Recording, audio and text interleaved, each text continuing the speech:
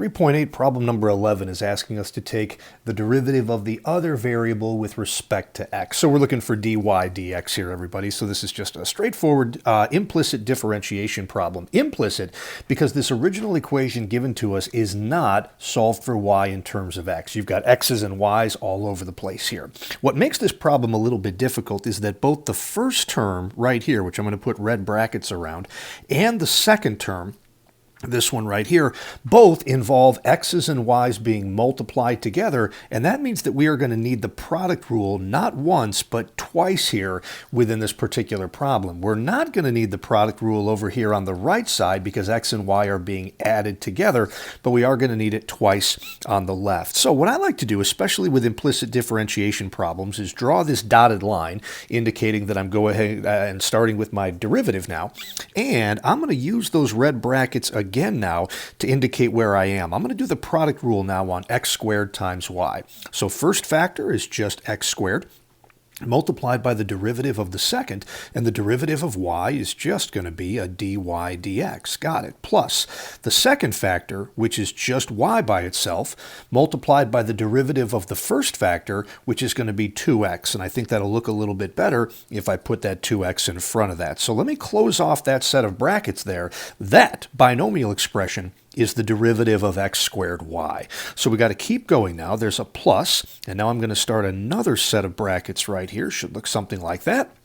And let's do the derivative now of 2x cubed y. First factor is just 2x cubed, and the derivative of the second now is going to be dy dx again, and then plus the second factor, which is just y, multiplied by the derivative of the first. Well, the derivative of that 2x cubed is going to be a 6x squared.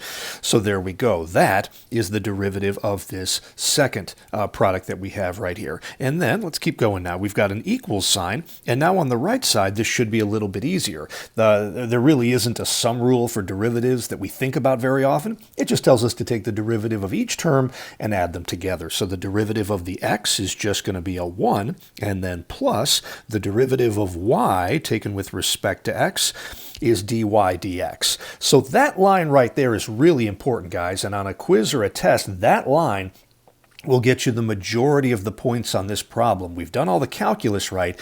Now it's really an algebra problem. We now need to isolate all of the dy dx's on one side. Everything without a dy dx goes to the other side.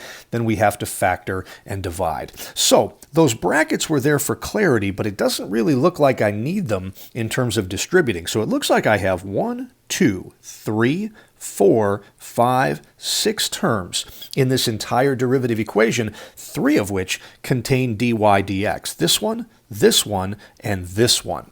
So I'm going to keep those 3 terms on the left side. So I've got an x squared dy dx, then a plus 2x cubed dy dx, and I'm going to bring this term over to the left now, where it's going to become a minus dy dx. And all of that will equal now the 3 terms that don't have a dy dx. So I'll start with this term, which was there already, 1, but now this guy and this guy are both going to get brought over here to the right side where they will turn negative. So that's going to be a minus 2xy and then a minus 6x squared y.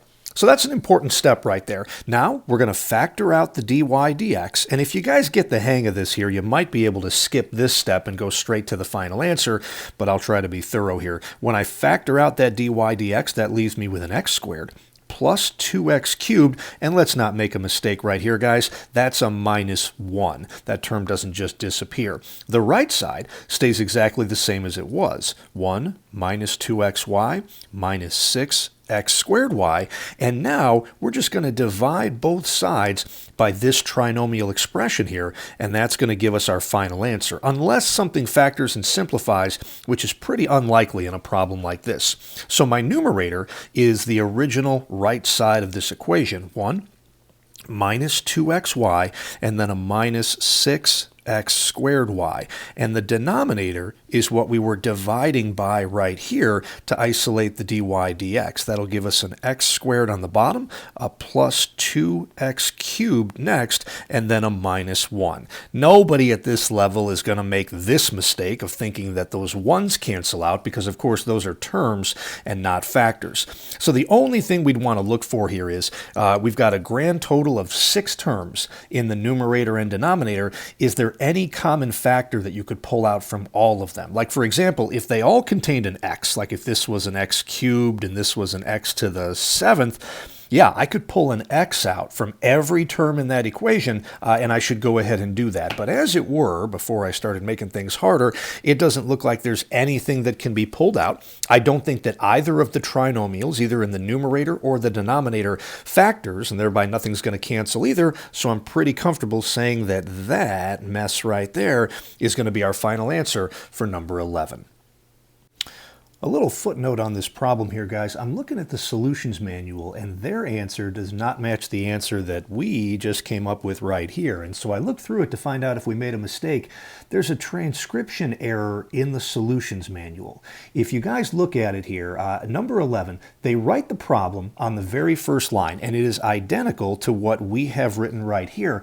But then on the very next line below it, in a line that a lot of you probably skipped right over, it says something different. It says let x squared y and then plus. Now they changed this next term. 2xy squared is equal to x plus y. So this term right here is different than the term that we had right here. Their solution in the solutions manual is the answer to this equation here. That is not what we're doing. So I've looked it over a couple times, confident here that this answer is correct. So apologies if you got this answer and then looked up in the solutions manual and thought that you got it wrong. That was their mistake and not yours. This answer that we have down here at the bottom of this page is correct.